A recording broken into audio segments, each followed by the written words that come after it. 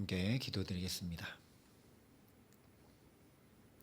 아버지 하나님, 오늘도 궂은 날씨 가운데서도 먼저 주 앞에 나와 은혜를 구할 수 있도록 붙들어 주심을 감사합니다.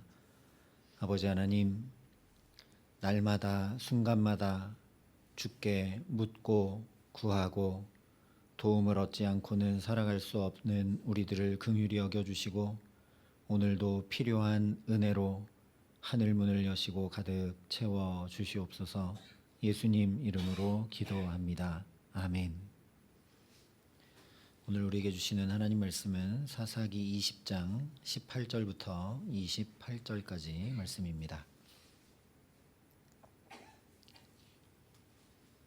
사사기 20장 18절부터 28절까지 말씀을 봉독해 드리겠습니다. 하나님의 말씀입니다. 이스라엘 자손이 일어나 베델에 올라가서 하나님께 여쭈어 이르되 우리 중에 누가 먼저 올라가서 베냐민 자손과 싸우리이까니 여호와께서 말씀하시되 유다가 먼저 갈지니라 하시니라. 이스라엘 자손이 아침에 일어나 기브아를 대하여 진을 치니라. 이스라엘 사람이 나가 베냐민과 싸우려고 전열을 갖추고 기브아에서 그들과 싸우고자 하매 베냐민 자손이 기브아에서 나와서 당일에 이스라엘 사람 22,000명을 땅에 엎드렸으나 이스라엘 사람들이 스스로 용기를 내어 첫날 전열을 갖추었던 곳에서 다시 전열을 갖추니라. 이스라엘 자손이 올라가 여호와 앞에서 저물도록 울며 여호와께 여쭈어 이르되 내가 다시 나아가서 내 형제 베냐민 자손과 싸우리이까니 여호와께서 말씀하시되 올라가서 치라 하시니라. 그 이튿날에 이스라엘 자손이 베냐민 자손을 치러 나아가매 베냐민도 그 이튿날에 기브아에서 그들을 치러 나와서 다시 이스라엘 자손 18,000명을 땅에 엎드러뜨렸으니 다 칼을 빼는 자였더라. 이에 온 이스라엘 자손 모든 백성이 올라가 베델에 이르러 울며 거기서 여호와 앞에 앉아서 그날에 저물도록 금식하고 번제와 화목제를 여호와 앞에 드리고 이스라엘 자손이 여호와께 물으니라.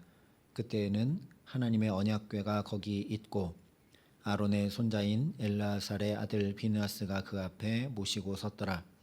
이스라엘 자손들이 여쭈기를 우리가 다시 나아가 내 형제 베냐민 자손과 싸우리이까 말리이까 하니 여호와께서 이르시되 올라가라. 내일은 내가 그를 내 손에 넘겨주리라 하시는지라. 아멘. 오늘 말씀은 기도의 목적이 무엇인지, 기도가 얼마나 중요한지, 하나님께서 기도하도록 어떻게 우리를 붙드시는지 잘 보여주고 있습니다. 일단 18절에 보면 이스라엘 총회가 베냐민과의 전쟁을 앞두고 이렇게 기도하고 있습니다. 우리 중에 누가 먼저 올라가서 베냐민 자손과 싸우리이까. 지난 시간 살펴본 대로 이것은 내 뜻을 정해두고 베냐민과의 전쟁은 기정사실화해 두고 그것을 효율적으로 하고 그 전쟁에서 승리하고자 하나님께서 이것을 확증해 주시기를 구하는 기도에 불과합니다. 그럼에도 불구하고 우리가 주목해야 할 것은 기도했다라는 사실 자체입니다. 하나님을 왕으로 모실 줄 모르고 각기 자기 소견에 옳은 대로 행하던 이 시대에 부족한 기도라 할지라도 하나님 앞에 묻고 구했다라는 사실 자체가 너무나 중요하기 때문입니다. 사실 12조각으로 각 지파에 배달된 레위인의 첩의 시체를 마주해야 할 만큼 참혹한 문제, 자기 살을 찍는 것처럼 베냐민과 전쟁해야 하는 문제 앞에 기도하지 않을 수 없는 것이죠. 그렇다면 이렇게 교만하고 안악하던 시대에도 기도할 수밖에 없도록 하나님께서 붙들고 계신다는 사실 역시 우리가 주목해야 합니다. 그렇기 때문에 하나님께서 유다가 먼저 가서 싸우라 응답해 주십니다. 문제는 이렇게 하나님께 기도하고 응답을 받아서 나아갔는데 참패하고 말았다는 사실입니다. 그것도 보통 참패가 아닙니다. 17절에 말씀했던 대로 이스라엘 총회의 군사는 40만 명이나 되는데 모두 다 전사, 즉 싸움에 능한 전쟁의 사람들이었습니다. 그런데 21절에 보면 1차 전에서 2만 2천 명이나 베냐민에게 죽는 참패를 당합니다. 이것을 15절의 베냐민 군대의 수인 2만 6천에 비해 보면 베냐민 군사 한 사람에게 이스라엘 군사 거의 한 사람씩 죽임당한 참패입니다. 그러니 하나님의 응답이 무엇인지 다시 생각할 수밖에 없게 되죠. 만약에 이 전쟁에서 이스라엘이 승리했다면 누가 봐도 40만의 군사 때문일 겁니다. 그렇게 되면 승리는 자연히 자신들의 힘과 능력으로 얻은 것이 될 뿐 하나님과는 아무 상관이 없고 말게 됩니다. 그러니까 내가 원하고 내가 바라는 것이 이루어지는 것만 응답이 아니라는 거죠. 응답은 하나님의 뜻이 이루어지는 것입니다. 그것이 내가 원하고 바라고 계획한 것과 부합하고 일치하여 이루어질 때도 있지만 하나님의 뜻과 나의 원함과 바람이 다르면 나의 원함이 이루어지지 않는 것이 하나님의 응답이겠죠. 오늘 하나님의 뜻은 처음부터 이스라엘의 승리가 아니었기 때문에 그저 유다가 먼저 가라는 응답입니다. 하나님의 뜻이 승리였다면 유다가 가라, 너의 손에 승리를 주겠다. 사사기 1장 처음에 말씀하셨던 것과 똑같이 말씀하셨겠죠. 그런데 갔을 때 하나님의 응답은 가라는 겁니다. 그래서 하나님의 말씀을 따라 갔을 때 그것은 승리일 수도 있고 패배일 수도 있지만 하나님의 응답, 하나님의 말씀을 따라 가는 것이 중요합니다. 오늘 이스라엘이 어쨌든 그렇게 갔죠. 이것이 바로 기도의 첫 번째 은총인 순종입니다. 기도하지 않으면 결코 순종할 수가 없습니다. 아마 기도하지 않고도 오늘 이스라엘이 베냐민과 싸우러 갔을 가망성이 높죠. 그런데 그렇게 가면 겉모양은 똑같다 할지라도 순종이 되지 못합니다. 하나님의 말씀을 듣고 간 것이 아니니까요. 그러니 기도하면 그리 아니하실지라도 그럼에도 불구하고 하나님의 말씀을 따를 수 있는 힘과 은혜를 자연히 덧입게 되는 것을 우리가 알게 됩니다. 실제로 22절을 보면 1차전에서 패했는데 참패했는데 불구하고 이스라엘 사람들이 스스로 용기를 내어 다시 전열을 갖추었다 말씀합니다. 인간적으로 생각하면 하나님이 가라 해서 갔는데 2만 2천 명이나 죽는 참패를 당했는데 또다시 용기를 내어 전열을 갖추기는 쉽지 않은 일입니다. 뿐만 아니라 23절에 이스라엘 자손이 올라가 여호와 앞에서 저물도록 울며 여호와께 여쭈어 이르되 내가 다시 나아가서 내 형제 베냐민 자손과 싸우리이까. 기도하고 응답받아 나아가서 참패했는데 또 하나님 앞에 나가 기도하기는 더더욱 어려운 일이죠. 인간적으로 행한 것이라면요. 이 두 번째 기도에서 놀라운 변화가 일어나는 것을 발견하게 됩니다. 하나는 울었다는 겁니다. 또 다른 하나는 이제 베냐민을 형제라 부르기 시작했다는 사실이죠. 자기 동족 베냐민 지파와 전쟁하러 가면서도 40만 명이 한 사람처럼 반드시 저들을 쳐서 징계하고 멸하기 전까지는 여기 지금 천막 친 곳에 들어가서도 쉬지 않겠다라고 굳게 결심했던 그 완악한 마음이 이제 울고 있는 가난한 마음이 됩니다. 또한 형제를 향한 긍휼의 마음으로 바뀌지 않았다면 베냐민을 형제라고 부르지도 못할 뿐 아니라 이렇게 종일토록 저물도록 울지도 못합니다. 이것이 두 번째 기도의 은총인 겸손과 긍휼입니다. 각기 자기 소견에 옳은 대로 행하던, 즉 내가 옳고 내가 바르고 내가 지혜롭다 여겼던 그 교만하고 이기적인 마음이 이제 하나님께 묻지 않고는 행할 자신이 없는 겸손의 마음이 됩니다. 40만의 군사를 가지고 나갔는데도 2만 2천이나 죽고 나니까 하나님 앞에 묻지 않고는 행할 자신이 없어지는 거죠.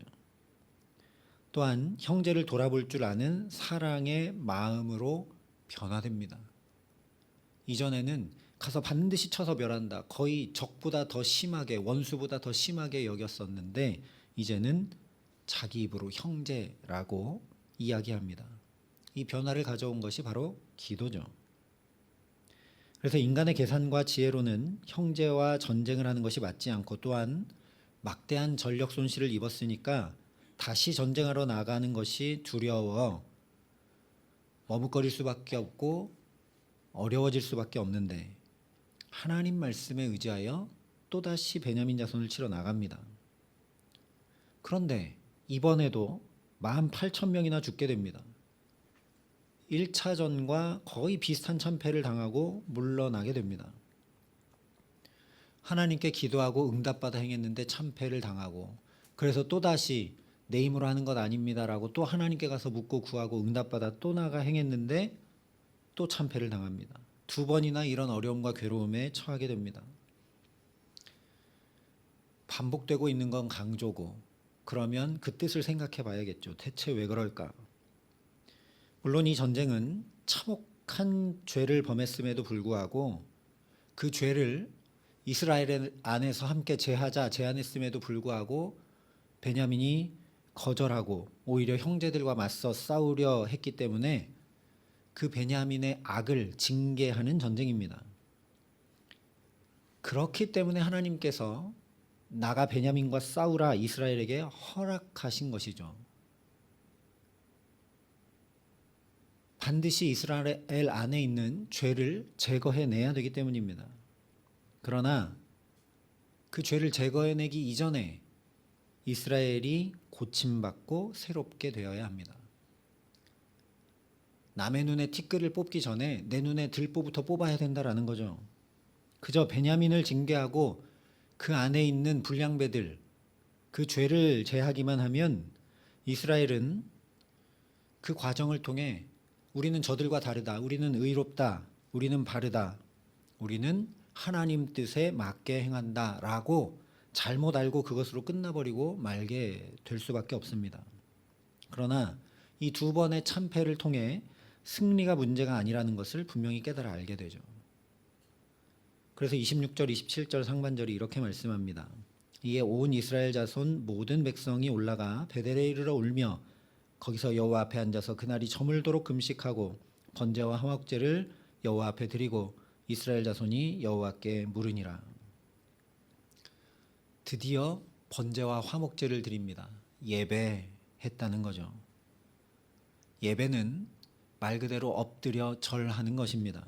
즉 하나님을 왕으로 모시고 그의 말씀에 순종함으로 살겠다는 가장 기본적이고 중요한 행위가 바로 예배입니다. 하나님의 백성이 그렇게 마땅히 행해야 할 예배가 바로 기도를 통해 회복되고 있음을 오늘 말씀을 통해 우리가 주목해야 된다라는 거죠. 이것이 기도의 3번째 은총입니다. 우리가 기도하면 예배자가 됩니다. 기도하지 않으면 결코 예배자로 살아갈 수가 없습니다. 겉으로 드러난 행위로는 예배하고 있는지 모르지만 그저 마당만 밟는 신앙에 머무른 채 실생활은 늘 그냥 소견에 오른 대로 살고 말게 된다는 것이죠. 로마서 12장에 말씀한 것처럼 내 몸을 산제물로 드리는 진정한 예배는 드리지 못하고 말게 된다라는 겁니다. 지금까지 그래왔던 이스라엘이 기도함으로 예배자가 되고 나니까 이제 아예 기도가 달라집니다. 28절에 우리가 다시 나아가 내 형제 베냐민 자손과 싸우리까 말리까. 처음에는 베냐민 자손과 우리가 싸우러 가는데 누가 먼저 올라갑니까? 답을 정해두고 하나님께 기도했는데 이제는 근본부터 묻습니다. 하나님, 형제와 싸우는 게 맞습니까? 아닙니까? 가서 싸워야 됩니까? 말아야 됩니까? 라고 자기의 의견이나 계획이나 바램을 전혀 묻지 않고 먼저 하나님의 뜻을 구하고 있는 것을 보게 됩니다. 그러니까 한마디로 하면 기도의 목적은 바로 내가 변화되고 내가 새롭게 되는 데 있습니다. 원하는 바를 이루고 인생길을 열어가기 위한 도구가 아니라 내 소견에 옳은 대로 행하며 하나님 없이 살려 하는 그 죄된 본성을 쳐서 굴복하게 하는 것이 바로 기도라는 말씀입니다. 오늘 이스라엘이 이렇게 기도하고 응답받고 나갔는데 또 참패한 것은 그냥 전쟁에서 진 것이 아니라 하나님께서 이스라엘 안에 있는 그 죄가 굴복하도록 은혜를 베풀고 계신 것입니다. 이스라엘처럼 우리도 하나님의 뜻을 구하기보다 내 뜻을 이루려 하는 부족한 기도를 드릴 수 있습니다. 그럼에도 불구하고 기도하며 하나님께 나가면 하나님께서 우리를 변화시켜 주시고 새롭게 만들어 주십니다. 오늘 이 이스라엘이 베냐민의 모습과 뭐가 다릅니까? 형제를 죽이고자 하는 그 마음이 이 베냐민의 마음과 뭐가 다르냐는 거죠. 똑같이 죄인입니다. 그런데 이스라엘이 기도하고 또 기도하고 또 기도하면서 그게 부족한 기도라 할지라도 하나님 앞에 나가자 점점점 변화되고 바뀌고 새롭게 됩니다. 어떻게 변화되는가? 27절 하반절 28절 상반절에 그때는 하나님의 언약궤가 거기 있고 아론의 손자인 엘라사의 아들 비느하스가 그 앞에 모시고 섰더라 말씀합니다. 오늘 전개되는 내용상 이건 없어도 아무 문제가 되지 않을 말씀처럼 보입니다. 그런데 너무 중요하기 때문에 이것을 여기 일부러 밝혀 말씀하는 겁니다. 이것이 바로 기도의 능력이기 때문입니다.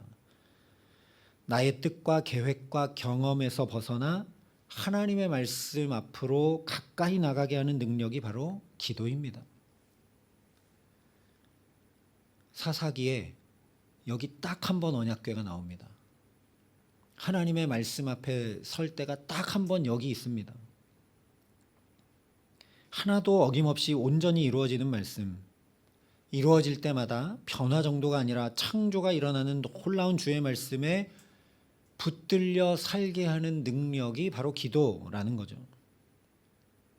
지금 이스라엘이 앞서 몇 차례 자기 계획대로 자기 뜻대로 가서 전쟁하려 했는데 이제는 하나님 베냐민과 싸워야 됩니까 말아야 됩니까 하면서 하나님의 말씀 앞에 서 있다라는 거죠.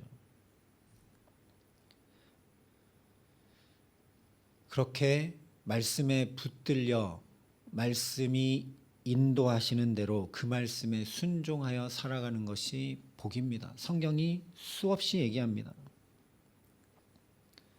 그 말씀에 붙들려 살아가게 하는 능력이 바로 기도인 것을 보라는 말씀이 오늘 말씀입니다. 문제 해결과 치유와 회복의 변화 정도가 아니라 사망까지도 물러가는 부활 생명의 역사의 산 증인 되신 분이 바로 늘 기도로 사셨던 우리 주 예수 그리스도이십니다. 그러니 오늘도 가장 먼저 이 복된 기도의 자리에 우리를 불러주시고 붙들어 주신 것이 얼마나 놀라운 은혜인지 모릅니다. 기도함으로 순종과 겸손과 긍휼을 배우고 기도함으로 참된 예배자로 살며 기도함으로 나와 똑같이 기도하셨던 주님을 더 깊고 넓고 풍성히 알아가게 하시기를 간절히 소망합니다. 그래서 오늘도 그 하나님께 내가 더 가까이 나아가고 말씀에 붙들려 좌우로 치우침 없는 복된 삶으로 우리 몸과 마음과 영혼과 나의 전 존재가 온전히 새롭게 되게 하시는 귀한 은총 더해 주시기를 예수님의 이름으로 간절히 축원합니다. 함께 기도하시겠습니다. 아버지 하나님, 오늘도 기도하며 하루를 시작하게 하시니 감사합니다. 예수님처럼 기도하게 하시니 감사합니다. 우리의 기도를 통하여 하나님께 더 가까이 나아가게 하여 주시옵시고 오늘 이스라엘이 그러했던 것처럼 기도하면 할수록 우리의 기도가 변화되고 바뀌어 하나님의 뜻을 묻고 구할 줄 아는 자리로 나아가게 하시고 기도하면 할수록 하나님 하늘 문을 여시고 은혜를 베풀어 주셔서 나의 전 존재가 새로워지는 은총을 덧입게 하여 주시옵소서. 그래서 주님과 함께 살아가기에 가장 정확히 인도함 받고 가장 복된 걸음으로 주와 함께 살아감에 부족함이 없도록 지금 이 기도의 시간도 주의 성령으로 우리를 붙드시고 함께 하시며 역사하여 주시옵소서. 이제는 주 예수 그리스도의 은혜와 하나님의 사랑과 성령님의 교통하심이 예수님처럼 기도의 사람으로 살기를 소원하고 결단하는 여기 모인 모든 주의 성도들과 사랑의 빛교회 모든 교우들과 이 나라 이 민족과 이 귀한 복음을 오늘도 세계 만방에 전하시는 선교사님들 가운데 이제로부터 영원토록 함께 하시기를 간절히 축원하옵나이다. 아멘.